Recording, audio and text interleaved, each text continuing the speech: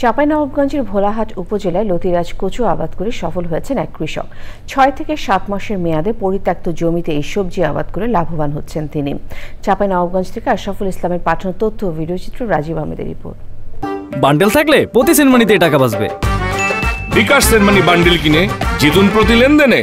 যশোর থেকে 2 টাকা পিস লতিরাজ কচু নিয়ে আবাদ শুরু করেন আবু রায়হান। মাত্র 2 মাস পর থেকেই ফলন পেতে শুরু করেন তিনি। একটি গাছ থেকে 200 থেকে 250 গ্রাম কচু পাওয়া যায়। সপ্তাহে প্রতি বিঘা 8 থেকে 10 মণ লতিরাজ কচু উত্তোলন করা যায়। 2500 থেকে 2700 টাকা মণ দরে বিক্রি হয় কচুর লতি। আমি এনজিও চাকরি করতাম, তো বেকার হয়ে গেলাম। বেকার হয়ে যাওয়ার পরে আমি দেখছি ইউটিউব দেখতে দেখতেই লতিরাজ কচুর সংবাদ পাই এখানে। অনেক দেখতে দেখতে আমি সুলতান স্যার নাইয়ার সাথে আমি কৃষি অফিসারের সাথে বড় অফিসারের সাথে আমি পরামর্শ করলাম। তো স্যাররা বলেছে না, এটা করা যাবে, সমস্যা এটা করলে পরে তুমি এগিয়ে যেতে পারো, আমরা এটা তোমার সহায়তা করব। পুষ্টি নিরাপত্তা নিয়ে কাজ করছে ভোলারহাট উপজেলা কৃষি অফিস।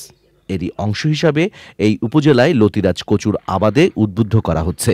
পরিত্যক্ত জমিতে এই যে কচু চাষ অত্যন্ত লাভজনক। এই লতি কচুটা আসলে এটা যে কোনো জায়গায় জন্মায়। এখানে আসলে তেমন পরিচর্যার প্রয়োজন হয় না। যেহেতু লতি হয়, এই জন্য আমরা প্রয়োজনে অল্প কিছু সার ব্যবহার করতে পারি, তবে সার প্রয়োগ না করলেও ভালো ফলন পাওয়া যাবে। লতিরাজ কচু একটি অধিক পুষ্টিগুণ সম্পন্ন ফসল। এতে ক্যালসিয়াম, ম্যাগনেসিয়াম, আয়রন সহ বিভিন্ন ধরনের ভিটামিন রয়েছে। Rajib Ahmed, channel I.